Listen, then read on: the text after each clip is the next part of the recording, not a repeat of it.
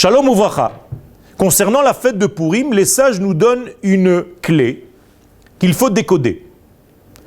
Tavcha tavcha, mascha yeina. Incroyable. Tavcha tavcha, elle a massacré, elle a tué, elle est arrivée à dominer. Mascha yeina parce qu'elle a versé du vin. Une forme de code. Amar Rabbi Abaou. Rabbi Abaou nous enseigne Zo Esther Amalka. De qui parle-t-on? Eh bien de Esther, de la reine Esther. Parce qu'au moment où la souffrance est arrivée au peuple d'Israël, au moment de Mordechai et d'Esther, dans cette fameuse histoire, Measta, qu'a-t-elle fait cette Esther, cette reine? Elle a préparé un repas pour Achashverosh et pour Aman. Et elle l'a fait saouler, elle l'a saoulé avec du vin.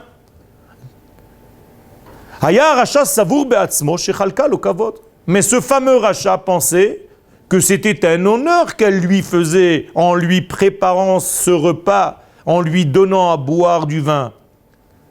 Il ne savait pas qu'elle était en train de lui tendre un piège.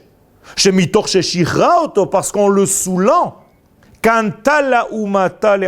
elle s'est acquise, la reine Esther, la nation d'Israël pour l'infini, à tout jamais. Qu'est-ce que cela veut dire?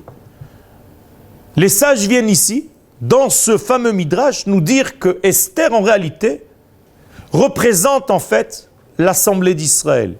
C'est une actrice qui habille dans sa forme humaine une notion bien plus profonde qui est l'Assemblée d'Israël. Et l'Assemblée d'Israël, lorsqu'elle est menacée, comme ça l'était à cette histoire, dans cette époque, eh bien, elle sait en réalité s'en sortir en faisant croire qu'elle se donne au roi de l'époque, en faisant croire qu'elle le fait boire, qu'elle lui prépare elle-même le repas. Et lorsque ce roi se trouve dans un état second, eh bien, elle revient à son identité première et elle s'en sort de tout ce pogrom qui a été prévu.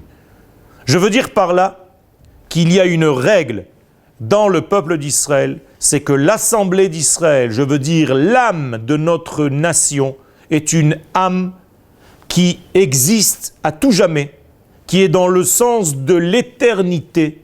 Et donc, à chaque fois que nous sommes menacés, non seulement nous ne sommes pas décimés complètement, même si nous sortons affaiblis, nous restons toujours fidèles à notre identité. Et plus que cela, nous prenons une conscience supplémentaire du lien d'amour qui relie l'Éternel au peuple d'Israël.